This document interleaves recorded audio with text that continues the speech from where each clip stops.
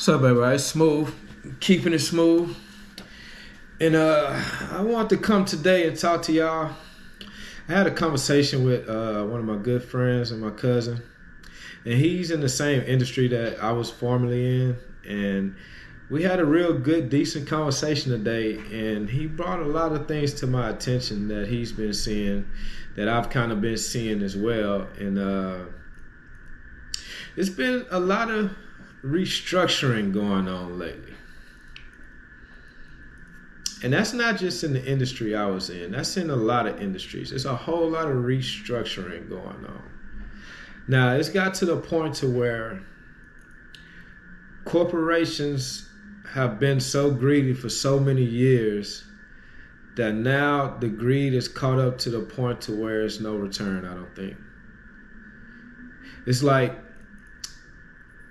they made it a bottom line thing, right? They made it to where it's like money. We got to make money every year. We got to make more money. We got to make more every year. We got to make more. And it's always about more, right? To where the expectation is you can't have a level year. You can't have it to where we make a decent profit and we take care of our people as well. It has to be profit over everything, right? And within that, it's become a culture of companies doing whatever they have to do to get to the bottom line, right? How much money can we make? And in that process, I feel like people have become way more dispensable. It's a lot easier for these corporations to say, okay, we can make this much more money if we cut this many people out. Or we can run bare minimum as long as we still getting the job done. It's not about the quality of work. It's not about the quality of the worker. It's about how lean can we run and still make this same profit. And I see that industry-wide, like over all industries right now from what it seems like, because it just seems like it's getting worse and worse and worse. And with that being said, it seems like people are getting worse now. It's till they just saying, okay, we know we're going to be lean, so let's just have the people that we want to have around. Let's just have the people that's going to look out for us to do what we want them to do. Basically be sheeps and not think for themselves, be along with my bull and go along with all the other stuff that I want to go along with to keep me looking good, right? I think Kwame Brown says the go along, get along crowd. And you see that a lot, man. And like, I've been noticing, like, at my job, there's been a lot of restructuring going on. Like, they have people that they'll bring in, like, with not that much experience. And for some reason, these people are just shoot to the top. Unlimited potential. Like, they get jobs and projects that they probably don't deserve over people that's been there for a number of years with way more experience that's better for the job. And even leadership. I think in a lot of these things, leadership is not based off of who's the best guy for the job. And just because you good technically, like you can do the job, that doesn't mean you're built for leadership. Because with leadership, it comes with knowing how to work with people. Not just the bottom line. Leadership is knowing how to handle people and their feelings and what they think, how to grow them as whatever it is that you have them as, whatever the job title is. You got to be one to grow your people and make them feel comfortable in the workspace to where they feel like they can be their best selves, right? It comes with building the confidence of your workers, like building the confidence of your co-workers, making it to where they feel like they have the confidence to go and learn and try things and push the envelope and be better, right? They don't have that no more. They don't push for that no more. They don't push for development of people no more. It's just a numbers game.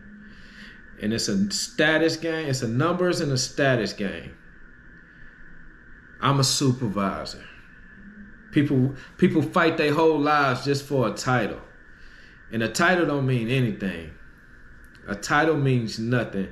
What matters is the skill set. That's more important than any title you can have. Like, say, for instance, my cousin, he was telling me, but He has a title that doesn't look glamorous, but within his title, he's developed a bunch of different skills that span across a lot of jobs.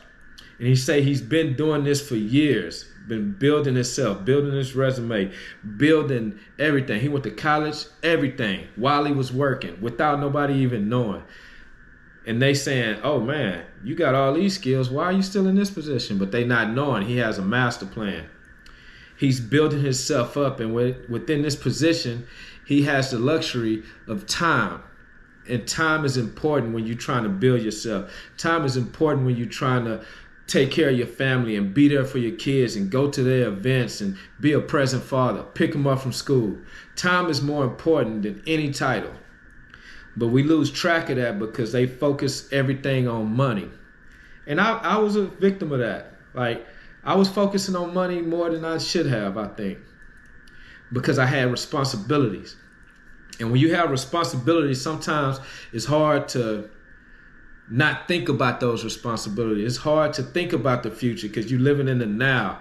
I got to take care of this right now. I have kids that need this right now.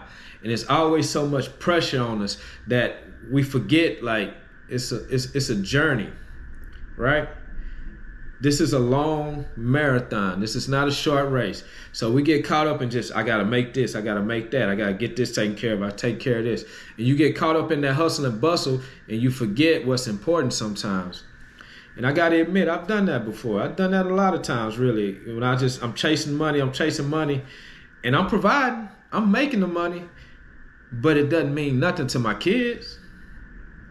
Because whether I got money or not, they still see me the same way. I'm their dad and they love me.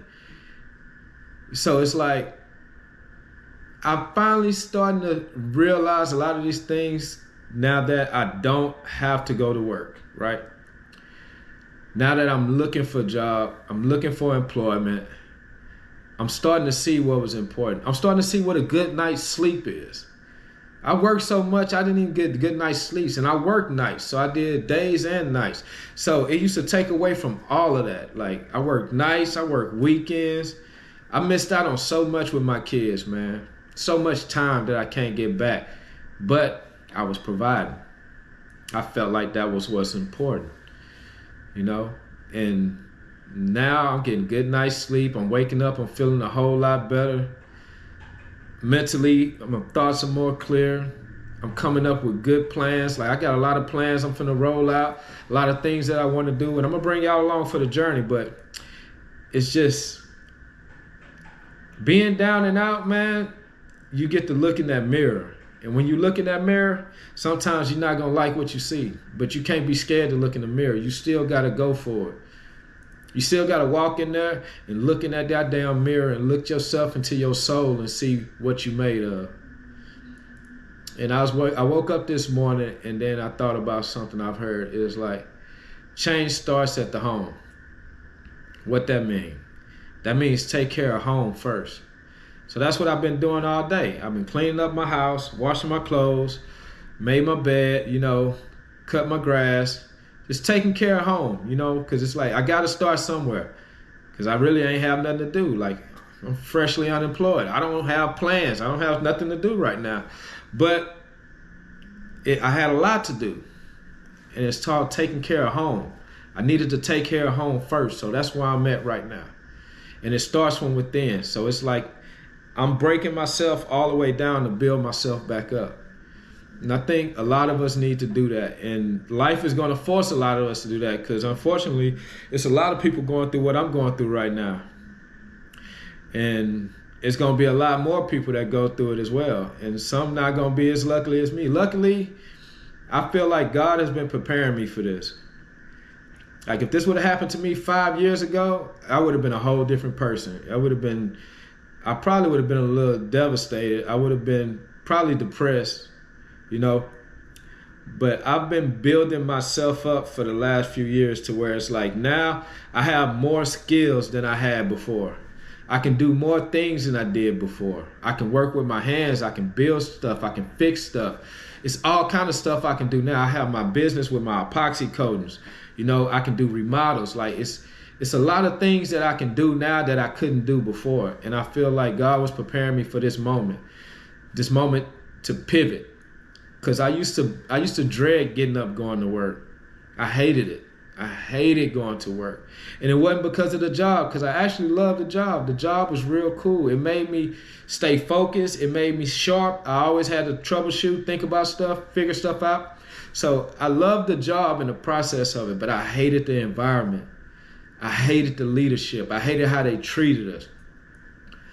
And that plays more of a part than anything. If you're in a bad environment, no matter how positive you are, it's going to be bad. It's even been times where I was like, look, I'm finna go in here, and no matter what nobody do, no matter what nobody say, I'm going to stay positive.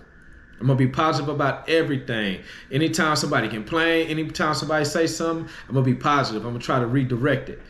And it turned people against me. You know what I'm saying? It made people not like me because I'm being positive. Ain't that crazy? Like, you trying to be positive, but they like, nah, fuck that. We don't want to be positive. We like being in this state. We like hating this place. We like hating y'all. We like hating you. Shit. It be like that. But you can't let that determine you, man. You got to always keep your spirit, always keep yourself in tune, and be in control of your mind and your emotions. This is a hard thing to go through. I ain't gonna lie. Like, I'm still trying to figure it out right now. There's a lot going on. But my spirits are high. Like, my heart is in the right place. My spirits are high. I don't feel down. No matter what happens, I don't care if I lose it all. I don't even